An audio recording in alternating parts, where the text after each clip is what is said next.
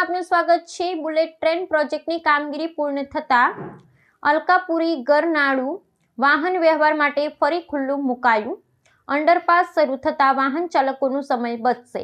વડોદરા મહાનગરના હાર્દ સમાન અલકાપુરી વિસ્તારમાં સ્થિત રેલવે ગરનાળું વાહન વ્યવહાર માટે પુનઃ ખુલ્લું મૂકવામાં આવ્યું છે।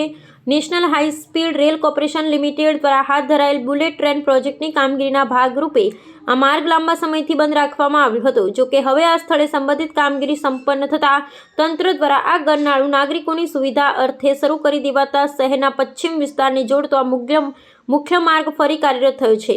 આ મહત્વપૂર્ણ માર્ગ બંધ હોવાને કારણે છેલ્લા ઘણા સમયથી નગરજનોને આવાગમનમાં ગંભીર મુશ્કેલીઓનો સામનો કરવો પડી રહ્યો હતો। વિશેષ કરીને નોકરિયાત વર્ગ, શાળા કોલેજના વિદ્યાર્થીઓ અને વ્યાપારીઓ અન્ય વૈકલ્પિક માર્ગો પરથી લાંબો ફેરો ફરવાની ફરજ પડતી હતી, જેને કારણે સમય અને ઇંધણનો વ્યય થતો હતો। હવે ગરનાળું રાબેતા મુજબ શરૂ થતાં જ વાહન ચાલકોને મોટી રાહત મળી છે અને સ્ટેશન વિસ્તાર તથા અલકાપુરી વચ્ચેનું પરિવહન અત્યંત સુગમ બન્યું છે, જેનાથી શહેરના ટ્રાફિક ભારણમાં નોંધપાત્ર ઘટાડો થશે તેવી શક્યતા છે।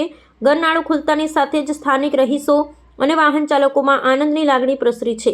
જાગૃત નાગરિકોના મતે આ માર્ગ ખુલવાથી માત્ર અલકાપુરી જ નહીં પરંતુ આસપાસના વિસ્તારોમાં પણ પરિભ્રમણ સરળ બનશે અને શહેરના અન્ય વ્યસ્ત માર્ગો પર વાહનનું દબાણ હળવું થશે।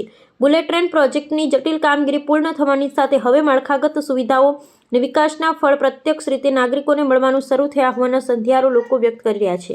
26 ડિસેમ્બરથી બંને સાઈડના ગરનાળા બંધ કર્યા હતા અલકાપુરીના, જેની પરમિશન લોકોએ 12 તારીખ સુધી લીધી હતી, 12 જાન્યુઆરી સુધી।